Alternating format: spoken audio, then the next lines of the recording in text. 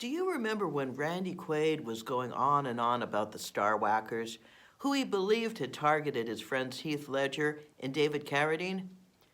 And if you think about it, most celebrity deaths are hinky, usually suicides in weird ways, autoerotic asphyxiation, or hanging from a doorknob with a scarf, usually a red one.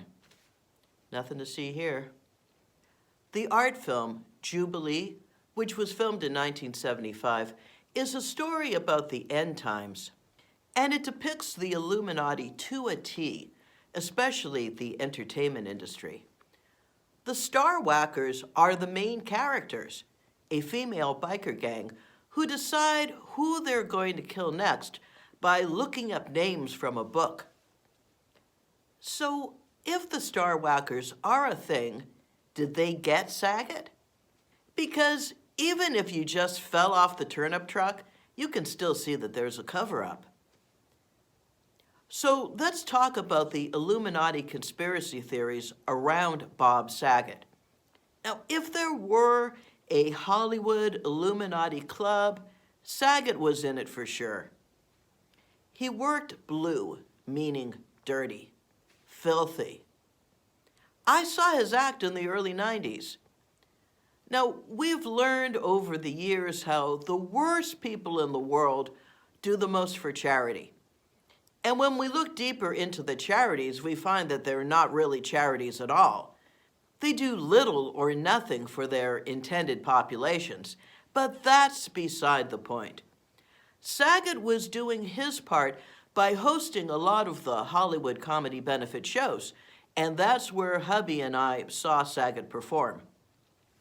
Now, good, effective stand-up is presented through the point of view of a persona that the character assumes, like Rodney Dangerfield, oh, I can't get no respect, the Schlemiel persona, or Roseanne Barr in her Domestic Goddess, a housewife and mother, and Sam Kinison, the fallen ex-preacher, which paved the way for the really strange characters of Bobcat Goldthwait, Judy Tenuta, and even Emo Phillips. Now, first off, this is what Saget looked like. Clean cut, cute, a little bit goofy, very disarming, because the most demented things came out of his mouth, just vile filth and perversion, as asides and throwaway lines, while he's yammering away like your neighbor on the other side of the fence. And his delivery was so slick that he'd be leading you over here, then drop something criminally sick and depraved over here. And then you're laughing at something that you'd never even find the least bit amusing under any other circumstances.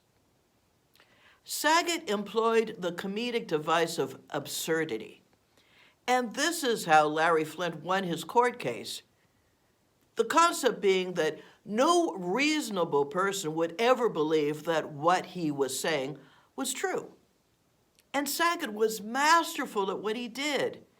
And that kind of talent is indeed a gift, but one he used for diabolical ends, to aid and abet the debasement of our culture by wallowing in and celebrating the deepest and filthiest swamps of the collective psyche.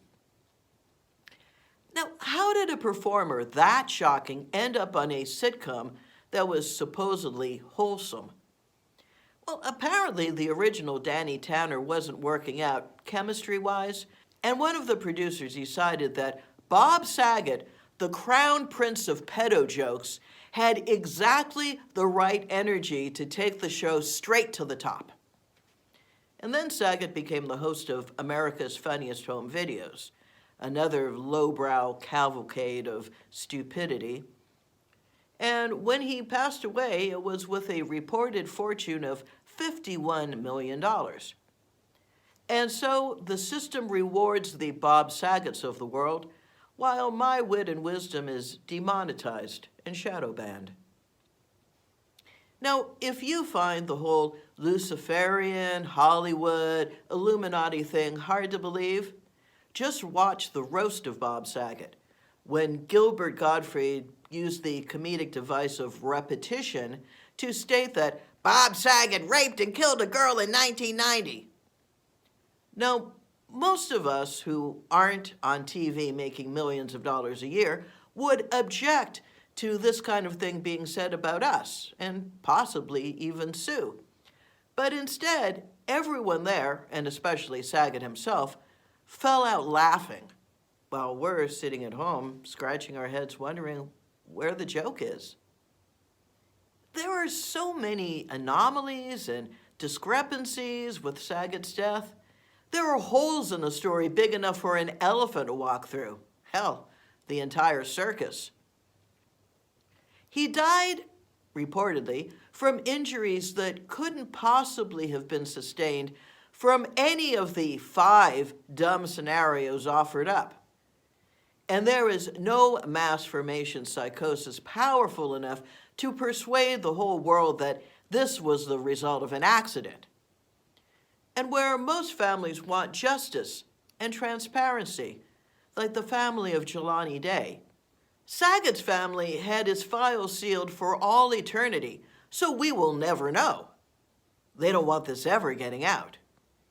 Now, even the FDA was willing to compromise on 75 years for Pfizer. And what could be more important to a family than the truth? That's food for thought, and a good subject for a future video. After Arts out.